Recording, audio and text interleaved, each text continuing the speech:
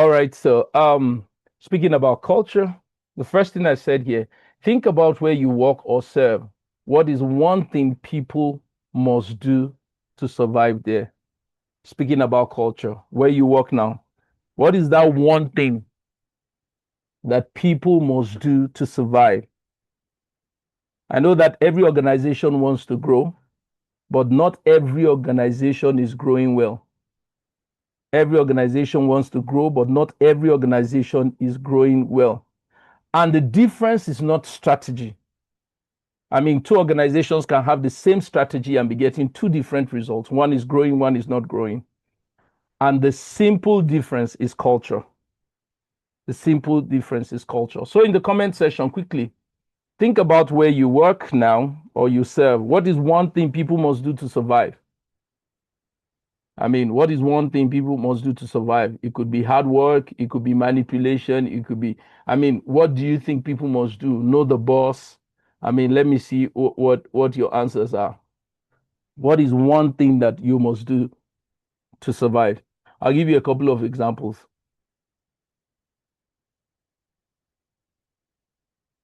You have to be politically aware and careful what you say. You have to be politically aware and careful of what you say. The organization, you don't just speak, you only speak when you're asked to speak. So you must always go the extra mile or you will be seen as average. That's another one. You must always go the extra mile, otherwise you will be seen as average. That's another culture. You have to align with the boss or things won't work for you. You know, this kind of organization that you must be related to the boss or know the boss, or I mean, just suck up to them if you want things to work out well. Now, if you have to be politically aware and careful what to say in an organization, what that reveals is that it's a culture driven by fear, hierarchy, or internal politics. And it's not altogether totally bad. We'll look at it intrinsically. If you have to, be careful what you say and do all of that politics, it shows that it's a culture driven by fear, hierarchy, and internal politics. If you must always go the extra mile or you'll be seen as an average, what that reveals is that it's a performance-driven culture. A culture that rewards performance and excellence, but also risk burnout if not balanced. So what it means is that in that kind of culture, you can be overworked because the only thing we celebrate is performance and result. Result over anything. Die on the job, just get the result. Or if you have to align with the boss or things won't work out for you, what that means is that it's a leader-centric culture, Pastor Peter was talking about it just in his discourse with us a couple of minutes ago. It's that kind of organization that nothing moves without the leader. It's a leader-centric culture where power, not process, drives outcome. So it's when the boss is around, that's where we get things done. And these are just examples. These are just examples of culture that we find in places where we work. I want to say this upfront, that culture is not what is written on the wall. It is what is practiced daily. Culture is not what is written on the wall, it's what is practiced daily. I mean, because you see great organizations, when you go to their website, you will see fantastic things written. If you see their brochures, you see fantastic stuff. They have videos online and all of that. And many times you think that's what culture is. That is what is written on your pamphlet, written on your website and all of that. But the culture is what is practiced daily in that organization. What is culture? The shared values, the beliefs, the attitudes, and behaviors that shape how people work and interact within an organization. So, culture is about your values, your belief systems, your attitudes, the behavior that shapes how people work and interact in an organization. So it's not necessarily what you put on that board you put as your vision statement, mission statement, and your core values. What your organization rewards, what it tolerates, and what it ignores. That's the culture. You can say, oh, we are an excellent organization, but you deliver substandard products. You're not an excellent organization, although you say so, because the reality is that what you give out is not excellent. Do you get that? So value is not just what you write down, it's not just what you say, it is the daily interactions of people within that ethnos that defines the culture. And I think Mr. Ezekiel was saying that if you see an HCH member, there's a way we behave. If you see someone from Deeper Life, there's a way the person behaves. If you see somebody from House on the Rock, that's the way they behave. It speaks more to culture than to mission statement or vision statement or value. It speaks more to the interactions. So that's what culture is. It's not necessarily what you say out of your mouth. It's the daily interactions of the people within your ethnos. It is shared value. It is reinforced behavior and accepted norm. What is accepted within the organization is what the culture of the organization is. There are organizations that late coming is not a big deal. Although they tell you that we're an excellent organization, but because punctuality is not important to them, you know that they cannot speak of excellence at a level because they say punctuality is the soul of business, right? A company can say we value excellence, but we reward speed over quality. They say we value excellence, but we reward speed over quality. The real culture is speed, not excellence. Because what you reward is your culture. Do you get it? It's what you reward that is your culture. Not necessarily what you say, oh, we value excellence, but we reward speed. So somebody can speedily get something done, even if he gets it done shabbily. We like the fact that it was sent out. So the culture of that organization cannot be excellence, but speed. All right. A church can say we care for people. We care for people. We love people. But the leaders from the topmost to the least to the heads of departments are not accessible. Nobody, you can't even see the head of ushering. You not let alone talk about the lead pastor or the resident pastor. You can't see any leader. And the organization says that their culture is that we care for people. No, their culture is hierarchy, not care, because the leaders are not accessible. And I'm not just talking about the highest level of leadership. I say across the cadres of leadership.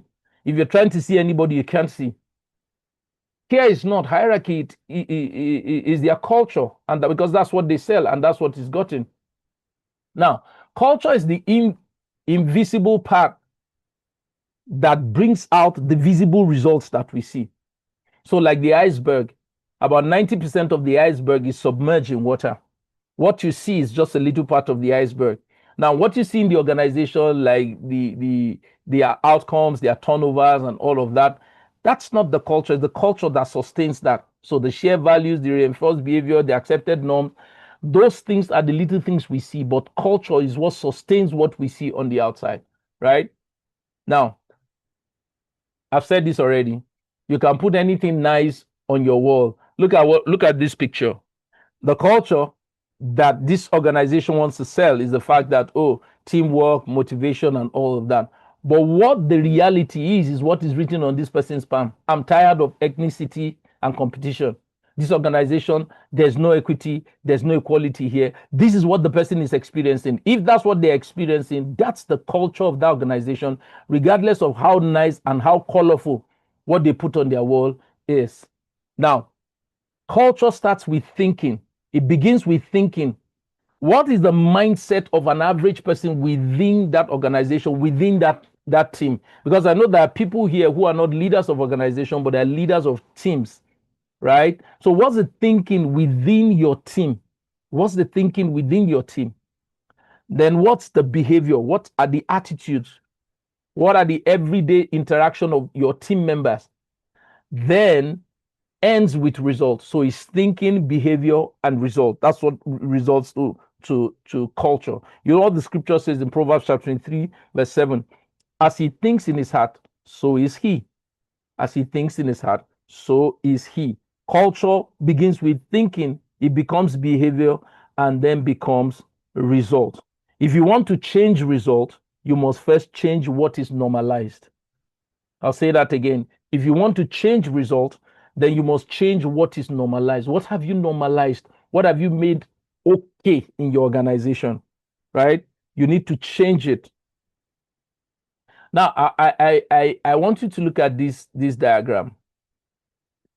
Same strategy, same resources. So we have two organizations, organization A, organization B. They have the same strategy, the same resources, but different culture. So one culture encourages initiative. It's a place where we think that you should think through your job, do something different about what you do every day. So it encourages initiative and it rewards innovation. Now, the other organization, organization B, punishes mistakes, and there's nothing wrong in punishing mistakes. Punishes mistakes. Leaders control everything. I mean, I heard somebody said, you're not paid to think. Don't think here. Just do the job. I didn't pay you to think. The day I heard it, I was like, wow. So you got a dummy or you got a robot. All they need to do, move this from here to this place, period. Don't think. I don't need your input. Now, so those organizations exist. I don't want you to innovate. I don't want you to think. Just do what I ask you to do. Now, the result is there's accelerated growth where innovation is rewarded and initiative is encouraged. And now there's growth that is stalled and is slow because everything rises and falls on the leader. John Maxwell calls it the law of the lead. Nobody thinks beyond the leader. Nobody can do beyond the leader. What happens is that there's struggle there, right? And where innovation and initiative is encouraged, you see that the people thrive. They thrive because they are allowed to think out of the box and to bring out their ingenuity into results. So I'm saying that what makes a difference in an organization is not necessarily the resources that they have or strategy. You know the way they say it in business that culture will eat strategy for breakfast.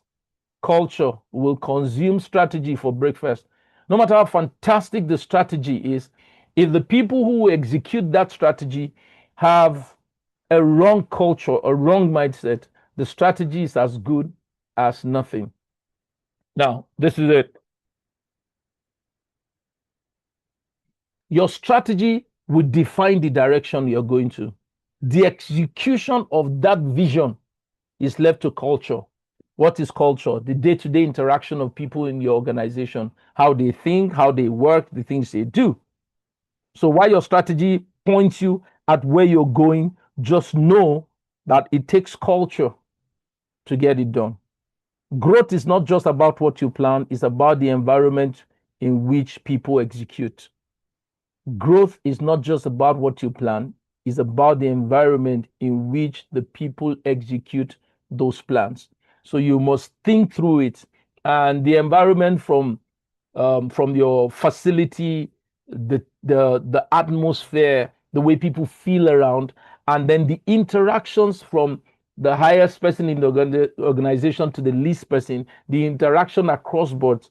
These are the things that build the culture and eventually brings to the execution of a vision and the strategy that we have.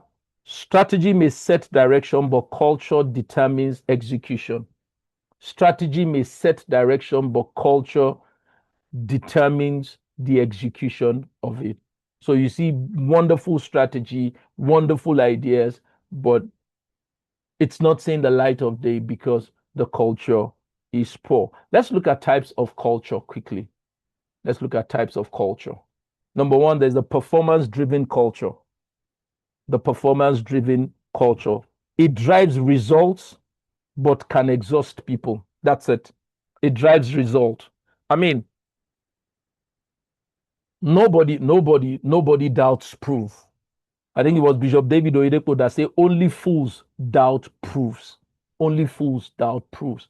Performance-driven culture drives for result, and it's good. But it can exhaust the people because it can drive people to the point that you don't even care what happens to them. I mean, it's typical of people who are choleric in nature. They want to see result, and the tendency is that you can drive people crazy just to get your result. That's one. Number two, there's the people-centered culture. The people-centered culture builds loyalty but tolerates mediocrity. I don't know whether you know where people. So I'll use church as an example. Mr. Ezekiel was saying it in his discourse this morning, and it resonated so well with me. Most churches, where the people who care, we care for people and all that. The downside of it is many times we don't hold people to high standard because we care about their emotions, we care about their feelings, we care about how they feel, how it makes them look, and all of that. So we really don't call people out and say, you're dropping the ball here.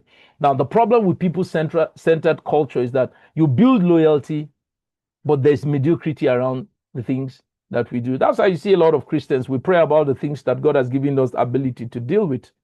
To get it? So that's the people-centered culture. There's also the control compliance culture. It creates order but kills innovation. I mean, it's in those kind of culture you hear people say, you're not paid to think, you're paid to work. Just do as I say. Don't think. I don't need your opinion. I don't need your thought on this. Carry this chair from here and move it to this place, period. Sign here and give me the letter, period. Post this. Don't read it. I don't need your input. Don't change anything. We are painting this green and that's it. Now, it creates order because everything is done robotic. The problem with that is that it kills innovation. Anything creative must come from the man calling the shots. Everything innovative must come from that person calling the shot. And if that's all you get, you don't, the best idea you ever come up with is what you come up with as a leader. Is what you come up with as a leader. Then the last one is the purpose-driven culture. The purpose-driven culture. The purpose-driven culture inspires passion, but can lack structure. Have you ever met people who speak so well about what they want to do, where they're going to? I mean, they have PowerPoint presentation, they have a brochure, they have a video, just something superb that when you see it, you just go like, man, this is the place I want to work. This is the organization I want to spend the rest of my life working with. But that's where it all starts and ends. That's where it all starts and ends. Now, I want you all to please go into the comment section. Go into the comment section now. I want to feel the pulse in the room. So I have a question for you here. I want to see which culture is best: performance culture, people culture, control culture, purpose culture. Quickly, let's do that. I'm looking at the chat room. Let's make use of the chat room now. Let's go. Come on. Somebody say three. What's three? Control culture. Thank you. Performance culture. Thank you. Purpose driven. People culture. Beautiful. Purpose driven. A blend of all. Brilliant. People culture. Purpose driven. Performance driven. Purpose driven. Good. Let's go. Performance, people, and purpose. Please display the slide with all the four. Yeah, we have it all with the four. You can see it. Performance, people, control, and purpose. Purpose. Great. Somebody say people and purpose. People. A blend of all. No one is good alone. Okay. I think a blend of the four. Brilliant. Wow. Okay. Let's go. Let's get more. Purpose driven. People. Composition of all. Brilliant. Woo. To have all blend of all four. Beautiful. Wow. Amazing. Very intelligent. Very intelligent people here. Wonderful. All right. Nobody's right, nobody's wrong. Performance is very good. I've told you the pros and the cons, the people culture, the control culture, the purpose culture. Now, let's go. A couple of you said something. The most effective organization combines all four. The most effective organizations combine all four of them, because of a truth: no one culture is sufficient enough. I mean, if we look at it like, I mean, the strength of the performance culture is that result driven. What's the risk? Burnout. That you can go out to get results, step on people's heads, step on their emotions. I mean, you can tell somebody, oh, it's your anniversary, I'm sorry, we have something to deliver. Tell your wife, nothing for her. I mean, it's your wedding. You work until the night of your wedding before you travel. I mean, there are organizations like that. You can't take a week. I'm sorry, you can't take a week. You see that you postpone your wedding or you go a night before the wedding. Now they are result driven, but have no human feeling and no empathy. The people culture, the strength is loyalty, but low in accountability. So because you care about people, we have a deadline. You give somebody 3 weeks to go get married, and he goes with something very important you need. You're like, oh, it's his wedding and all that, and we're suffering. You see that although the people culture is good, sometimes the bad part is that the accountability is very low. What about the control culture? Order. The Bible says everything should be done decently and in order. Where there's no order, on Wednesday I was preaching in church. I said, where there's no order, God generally would not move. So there's need for order. There's need for order. When there's no order, what you see is chaos. However, the problem with that is rigidity. Nothing moves until the leader says. It's robotic, is like a zombie organization. Nobody moves until the leader says we can now move. And then for the purpose-driven culture, there's passion, there's direction. But most of the time, there's no structure to support that passion. So you're just passionately. I've had people who just talk so nicely about the things they want to do, but they never initiate. So the most effective organization are the ones who combine the four. So the purpose, let me start with the purpose culture. Why we exist. That purpose gives you direction. Always ask yourself as an organization, even in a small team, ask yourself, what is our why? The why do we exist? It speaks to purpose, and purpose gives you direction. Secondly, performance, what we must achieve. So we know our why. We must set some metrics about what we want to achieve, our performance. Performance drives results. And when there's no result, I like the way my pastor says it, nobody despises a relevant object. Once you start to deliver on results, then we respect you. No result, no respect. So it's not enough to have purpose. You must also have some performance matrix. The third is people. Who we care for. People sustain systems. Once the people are disgruntled, your purpose is of no use to them. Performance start to drop because the people are disgruntled, the people are burnt out. So while purpose is important, it defines our why, our performance, what we want to achieve. We need to know that and to measure it. We also need to care for the people who are running the systems. Otherwise, they burn out. In many organizations, that's why you find a lot of turnover. You find a lot of turnover because people are not pleased. I think it was Mr. Ezekiel that spoke about it, that when you're asking for loyalty, make sure that what is within the house is so inspiring, better than anything you can get outside. Then you get the loyalty of the people. Then the last one, control. How we stay consistent. You must devise a means that puts people in check. Control keeps us from collapsing. That control is structure. I mean, you can't love somebody to the point that you don't check what they are doing. So that Sister Bimbo will not be angry. I can't talk to her. Oh, because this person has a sick child, then everything they're supposed to do for the organization, we drop it until their child is fine. No, you must have a system that keeps people in control, a structure that keeps people accountable to the things we need to do. All right, so it's a blend of the four. It's purpose culture, performance culture, people culture, control culture. And I must say quickly that these four are not the exhaustive culture. They are different cultures according to organizations. I just picked these four. With these four, you can build something reputable, something that can help your organization, help your small team. So if you're here and you're a team member, think through these four cultures for your team, not necessarily wait until you become the CEO of an organization. The Bible says in Luke chapter 2, verse 52, that Jesus grew in wisdom, stature, and favor. So you see in wisdom, competence, you see stature, capacity, you see favor in relationships. So you see all of these things, even in the life of Jesus Christ. Now, think of it like a car. And this is where I'm rounding off. Think of it like a car. Purpose is your destination. Performance is your engine. The people are the passenger, and control is your steering and brakes. Think about going somewhere. The first thing you want to do when you embark on a journey is to determine what your destination is.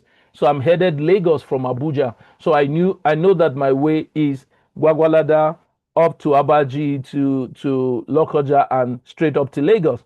I can't face Kaduna and start going towards Kano because that's not my route. right? So first of all, you determine the destination. That's your purpose. Then performance. You must be sure that your engine can perform. Your engine can go from Abuja to Lagos. If the engine can't go from Abuja to Lagos, no matter how nice your purpose is, no matter how clear you are about your destination, you will not end up getting there. So as an organization, think about it this way. We have a destination. Our engine must perform. Speaks to the personnel, the people who are running it. The systems that run your organization must be top notch. They must be delivering on expectation. And then the people are the passenger. I mean, no matter how nice a car is, a self-driven car. So I saw a video a couple of days ago. Somebody put his parent in a self-driven car, and they entered the car and they were looking for the driver, and the AI said, "Oh, thank you for hopping into the car. You have a nice ride. Enjoy this ride." And then the car started to move. Now, as beautiful as that is, self-driven car, without a human being in that car is useless. So your organization is of no use if it's not meeting human needs and human beings are not involved. So no matter what you build, you must pay attention to the people who work the entire vision. And then lastly, control, the steering and brakes. At some point on your journey, you need to slam the brakes. You need to use the steering. Imagine driving a car that has no steering, has no brakes. You know what happens? You drive into a ditch straight, because when you got to the point where you're supposed to swerve, you can't swerve because there's no steering. Or you're looking at an obstacle in front of you and there are no brake systems. You run into it. So think about it. When you think about this four culture, think about it like a car. It's destination, engine, passenger, steering, and brakes. Let's look at this. Answer this question quickly. What gets rewarded in your organization? That speaks to culture. What gets rewarded in your organization? What gets ignored? What gets rewarded? What gets ignored in your organization? What gets corrected quickly in your organization? I'll give you an example, life example. Late meetings are never addressed. If you come to an organization where lateness is never addressed, what it means is that the culture there says that lateness is acceptable. That's what you're saying. Once you can't address it and you don't address it, you're also saying to the people that lateness is what is acceptable here. Now, when a leader bypasses process, he bypasses process but gets the result. What we're saying here is that rules don't matter. You know, when people say the end justifies the means, have you heard that before? Do whatever you can do, sleep with anybody, just sell. There are organizations like that. All right, so at that point, you can't say integrity is your culture. No. So whatever you don't address, you admit and you accept as a culture.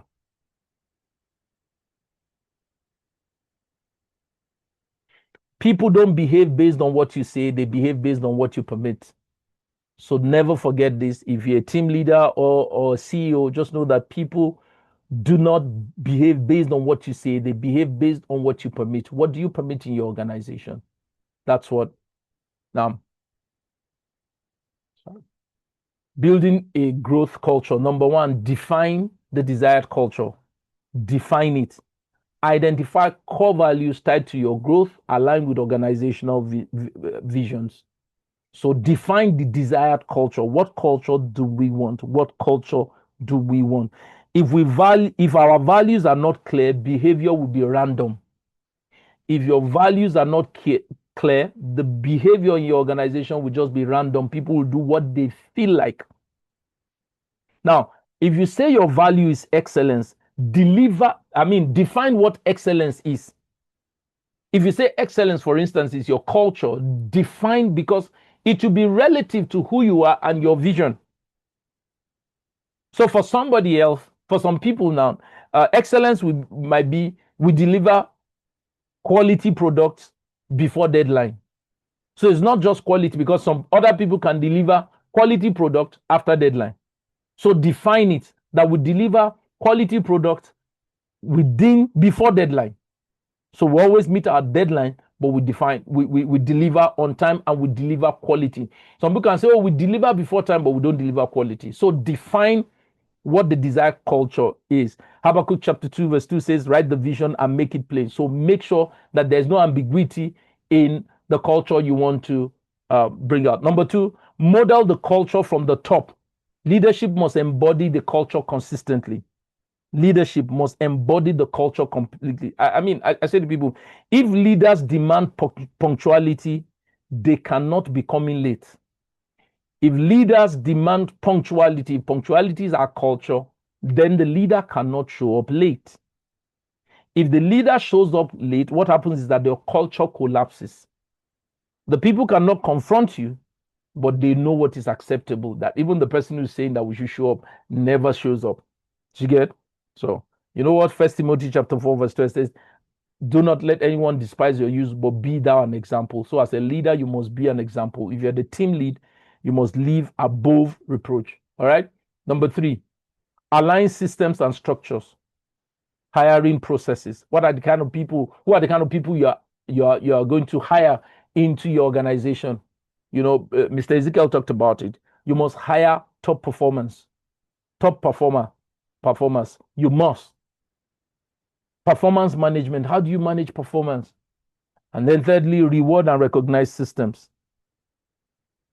You don't get what you preach, you get what you reward. You don't get what you preach, you get what you reward. You get what you reward. So pay attention to what you're rewarding.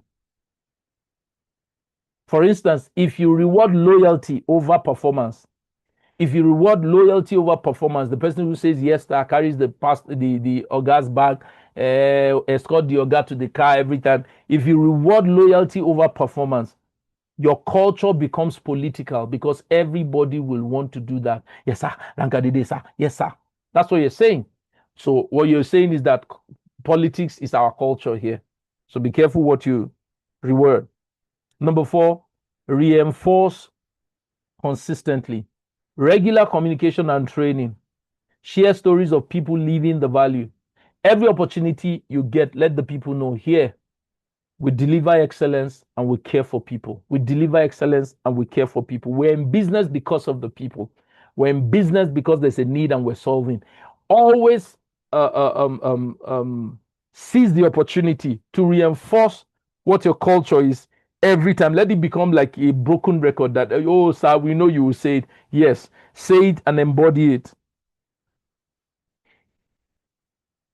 Repetition builds culture. Repetition, it builds culture. And lastly, measure and adjust. Measure and adjust. What you don't measure, you cannot improve upon. What you don't measure, you cannot improve upon.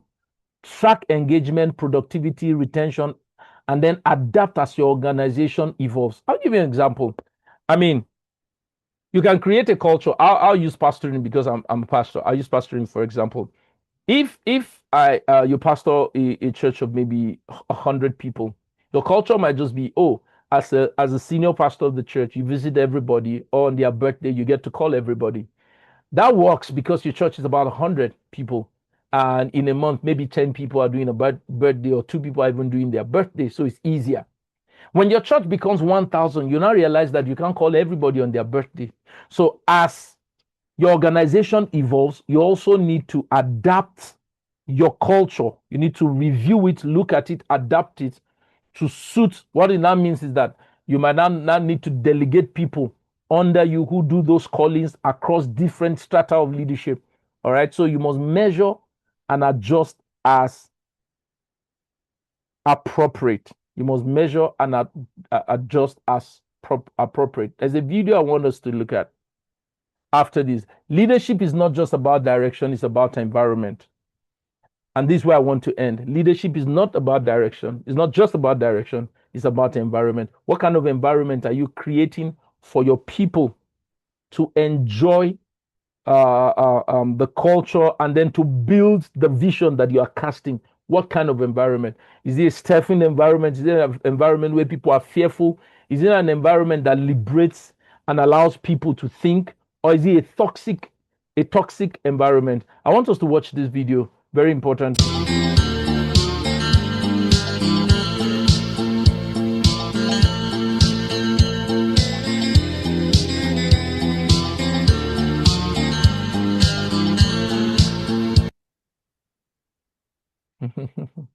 Very, very short video, right? Now the video began with one rotten lemon and two very healthy ones.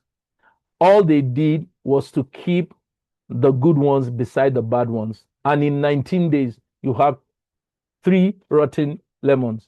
Now, if a toxic, now watch this, I wrote this down. If a toxic employee performs well, a toxic employee performs well, but has a bad behavior, and the leader ignores that behavior because that employee is performing, is a high flyer, what happens is that that toxicity spreads across the team.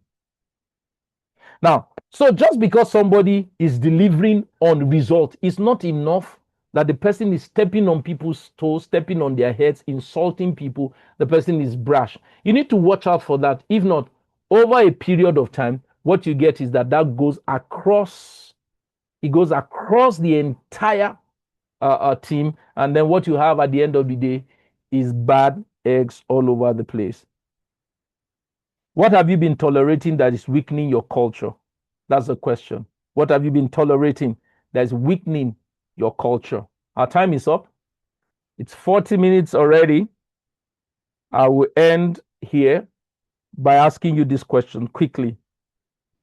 What are the things that you've been tolerating that is weakening your culture? Then the next question, ask yourself this question. What is one culture I'm willing to start building? What is one culture I'm willing to build into my team, into my organization? What is one behavior I want to stop? What is one behavior I want to stop? And then number 3, one system I want to introduce that keeps me accountable. Thank you for listening to me. God bless you. Thank you so much. This is how far we can take from this. This is how far I can take from this. I hope this blessed you.